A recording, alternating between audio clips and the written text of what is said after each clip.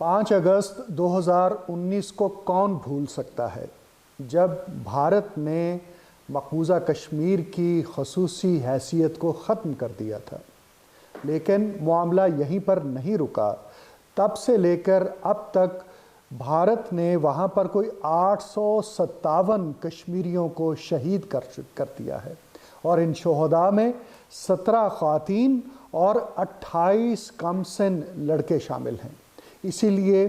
جو Kashmir media service سمیت دنیا بھر کا میڈیا یہ کہہ رہا ہے کہ بھارت مقبوضہ کشمیر کے اندر نسل کشی میں مصروف ہے، یعنی جینوسائیڈ میں مصروف ہے، اور اس کا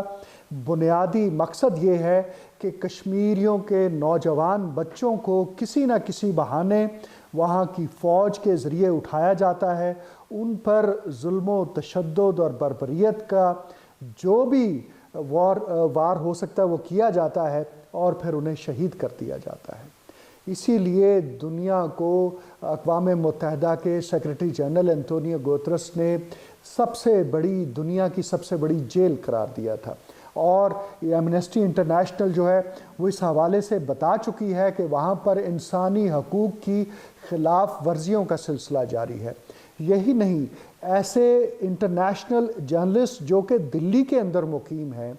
ان کو بھارت کی جانب سے جو کارڈ جاری ہوتا ہے کہ آپ بھارت کے اندر رہ کر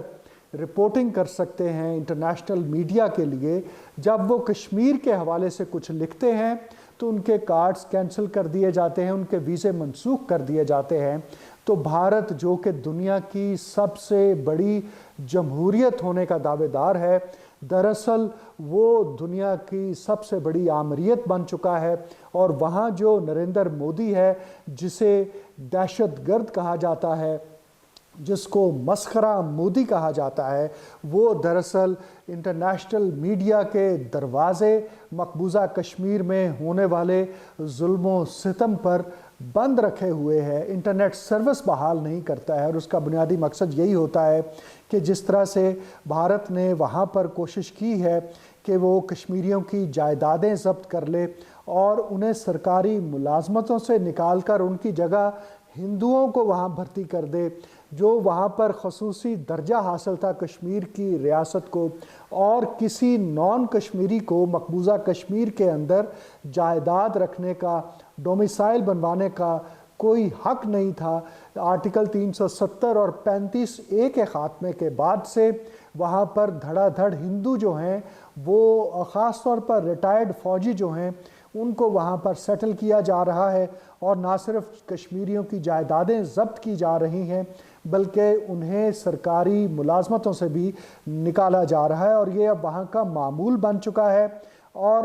کشمیر کے اندر متحرک جو میڈیا ہے وہ آزادی صحافت پر پابندیاں لگائی جا رہی ہیں، اور وہاں پر صحافیوں کو گرفتار کیا جا رہا ہے۔ 5 اگست 2019 کو بھارت نے مقبوضہ کشمیر کی خصوصی حیثیت ختم کر دی تھی، اور اس اقدام کا مقصد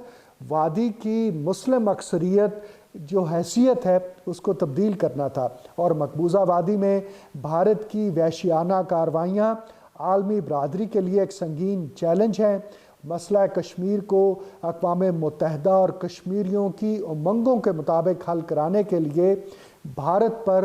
دباؤ ڈالنا وقت کی ضرورت بن چکی ہے۔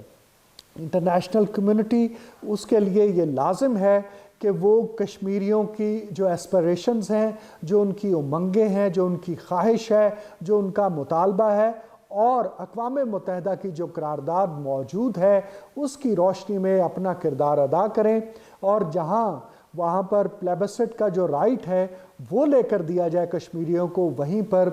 جو 1000 کے لگ بھگ یعنی 857 اگر ابھی تک شہادتیں ہو چکی ہیں 5 اگست 2019 سے لے کر اب تک، تو ان شہادتوں کی روک تھام کا بھی سلسلہ کرنا چاہیے۔ جس طرح سے وہاں پر نوجوانوں کی نسل کشی کی جا رہی ہے، ایک نسل کو ختم کرنے کی کوشش کی جا رہی ہے، اس کے خلاف دنیا کو توجہ دینی چاہیے، وگرنہ کشمیری جو ہیں وہ جو انتفاضہ انہوں نے شروع کیا ہوا ہے، جو انڈیجنس مقامی تحریک آزادی کی جد و جہد شروع کی ہوئی ہے، اس سے ایسی آگ بھڑکے گی کہ پورا ہندوستان اس میں جل کر راکھ ہو جائے گا۔